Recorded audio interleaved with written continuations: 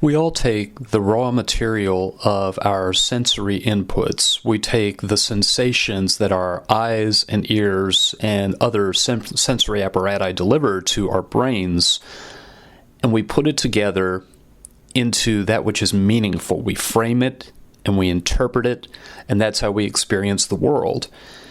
And when there are disconnects, when there are distortions and prisms and breakages in that process, it can be profoundly discomforting. What causes a lot of people to get motion sick is that when what your inner ear tells you about the position of your body doesn't match what your eyes are seeing, when they can't quite keep up with each other, your body reaches the conclusion that you must be badly sick, and therefore it regurgitates. It tries to get whatever is messing with you out of you.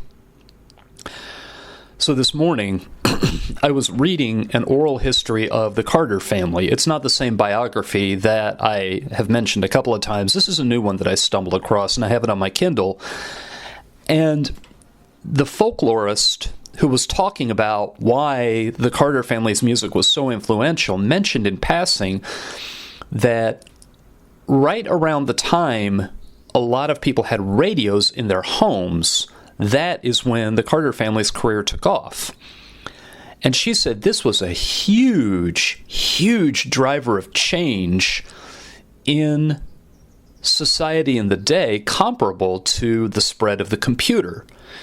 And I got to thinking, before there was radio and before there were phonographs, music was something that either you performed yourself, you would play an instrument, maybe a couple of you might play instruments together, you would sing, you might sing together chorally, you might sing in a choir, you might sing in a congregation, you might sing just as a bunch of people getting together having a social event.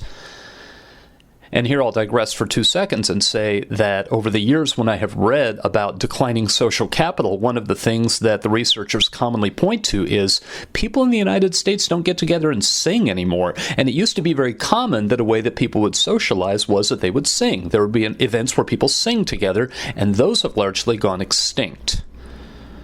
But to get back to radio, before there was radio, the odds were very high, not 100%, but very high, that anyone you sang with, you had some kind of relationship with. Most of your singing you would do with people who lived in your household.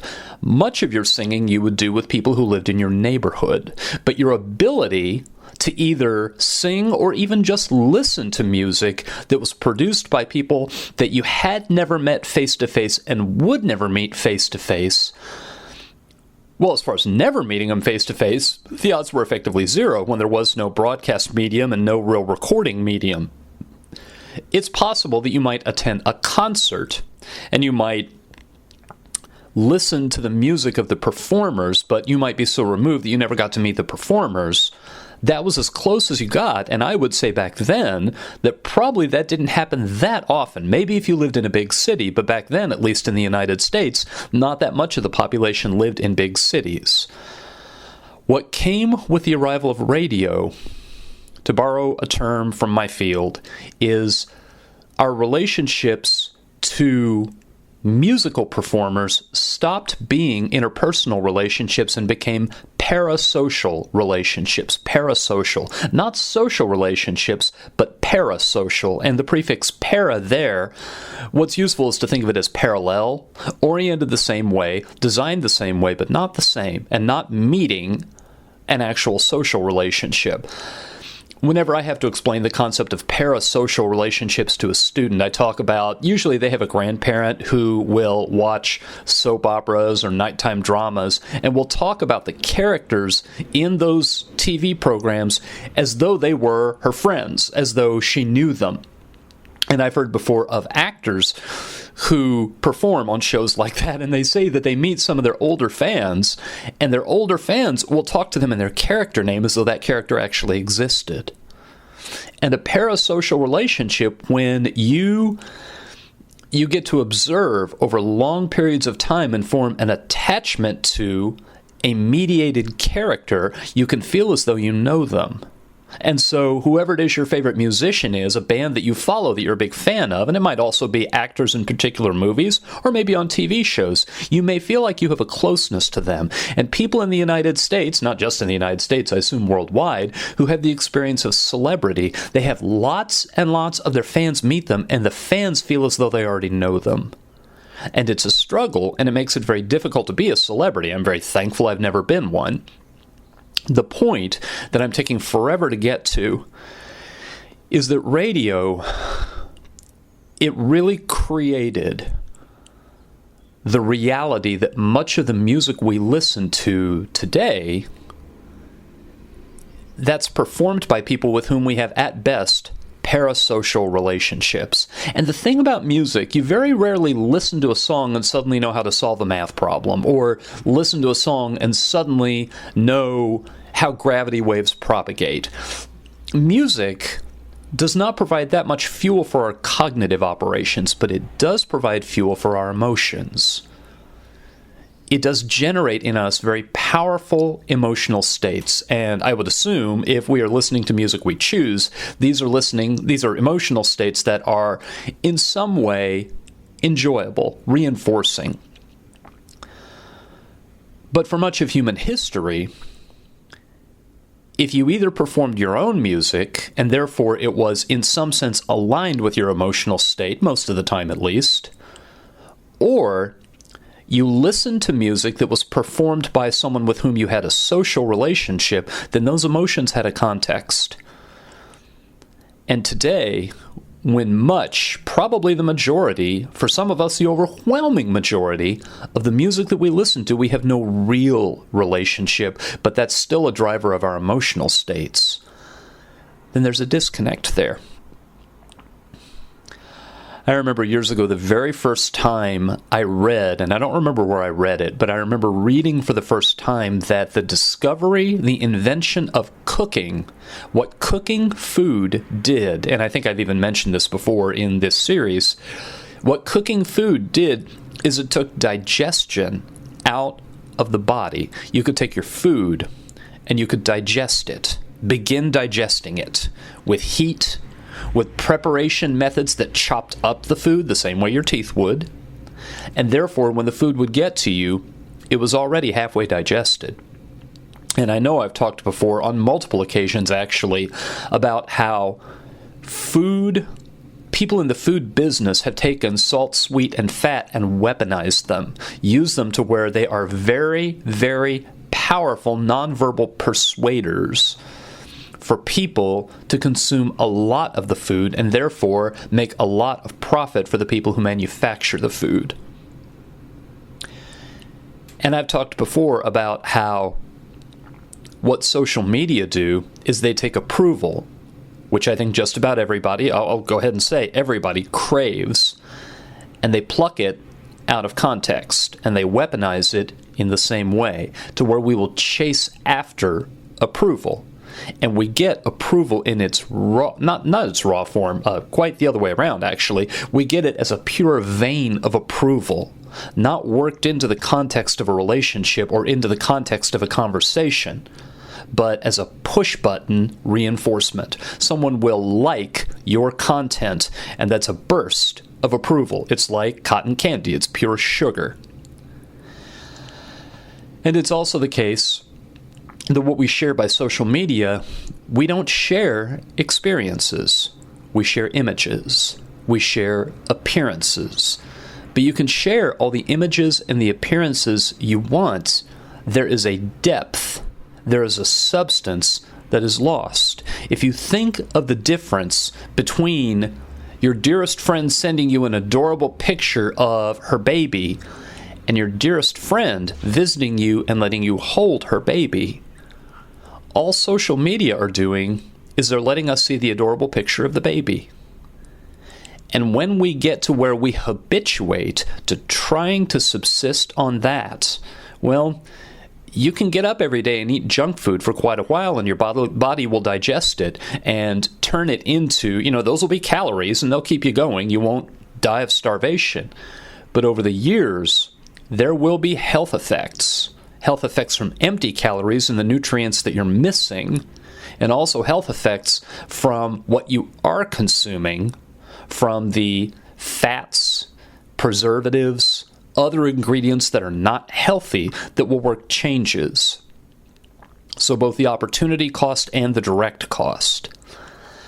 And I was thinking about all of that this morning, and I also got to thinking about how much, and this is a perennial problem, this goes back to the dawn of human civilization. People learn from experience. People learn from going out and confronting a problem and struggling with it over and over again and reaching, sometimes by accident, sometimes by trial and error, reaching an insight, a lesson learned from those years of struggle, and then they try to take what they've learned and they try to put it into words. Sometimes clever words, sometimes eloquent words, sometimes words that guide other people through the thought process just sped up. But we never seem to be able to admit to ourselves that the thought process without the experience doesn't teach the lesson. Even if you can follow those thoughts, it's not the same as having the experiences.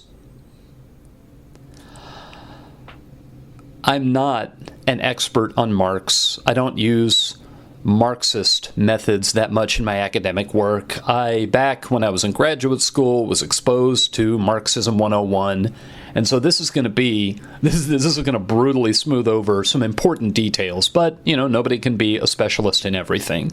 That's sort of the concept of specialist.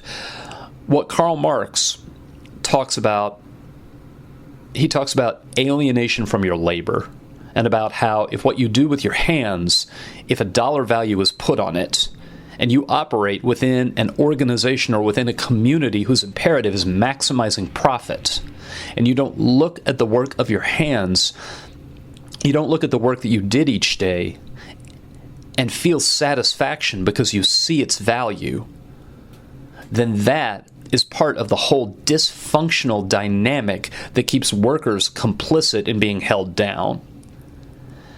And that idea of alienation, I think also about embodied cognition, that a lot of the ways we think about the world and a lot of the words and the concepts that we use to frame the world, to go back to the idea that I started today with, that people in the United States, if you ask them, we'll use language that say, the worst is behind us, the best is ahead of us, and we'll talk about the future as though it's in front, and we'll talk about the past as though it's behind our backs. But you talk to people who are native speakers of Chinese, who, when they read up and down, and they'll say that the past is up, and they'll say that the future is down, almost like movie credits rolling by. That's just one example, but the whole idea of embodied cognition, that our thinking is tied up with our states of being. I think about the phenomena that I have been listing just this morning,